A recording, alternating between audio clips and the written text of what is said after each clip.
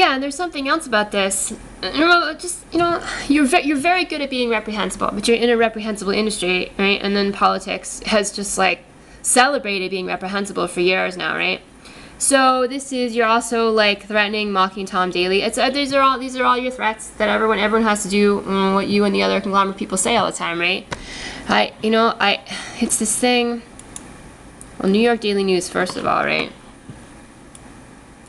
And then there's all this other stuff, and it's like this thing too. I don't know, like when you're talking to this guy, the entire thing is set up to have people like freak out over you, and then when you're talking to this guy, you're like saying, I don't even want to just deal with it. It's like again the entire thing of like you having control over everything, and yeah, the stuff he was saying was kind of silly, it's certainly not something that anyone would be able to say. I guess you only get to lie once you're in power, right? It's only once you get to be in power that you get to lie about everybody else, right? I guess that's really how it is, right? That's really how it is. It's not a question of like just lying. Nobody in Hollywood really has a problem with lying, or in politics the way they are right now. But nobody thinks it's not a question of lying. It's just a question of like who gets the privilege of lying about other people, right? And then. Oh yeah, this. You're mocking Tom Daley, right? You're mocking Tom Daley when he was talking about the fact that he was in a relationship and he finally felt safe. And I was thinking, you hit on him, didn't you? Leonardo DiCaprio? I mean, all sorts of people started hitting on him right away in 2012. And, for whatever reason, he didn't choose to go out with you, right? And so, you and a bunch of other people. And sometimes I just kind of tried to say, I tried to, like, just mention to him and to other people, always indirectly, like I always do, but so that they could hear me.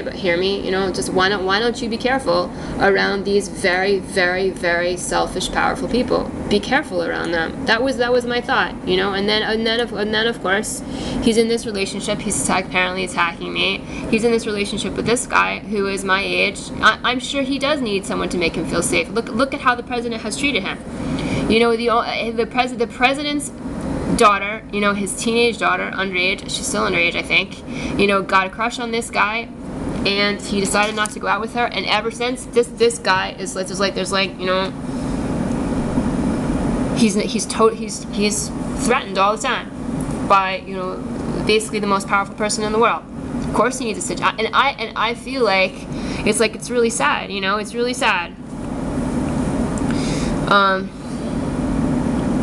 I'm sure he does feel like he needs somebody to protect him and make him feel safe. And now, this person, whoever this person happens to be as a human being, I have no reason to believe, that he is immune to the other sorts of things that Hollywood does, and here it is. It's just like, I don't know what to tell you. I'm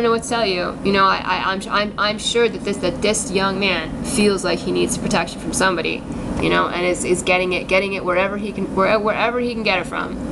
And it is really, really quite sad. He feels like he can't date someone his own age.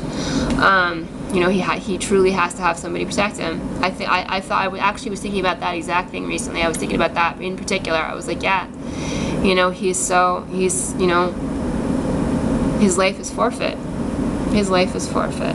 And he just and it's like you don't even worry about that. You don't even care. That you're someone who is just pushes people around all the time.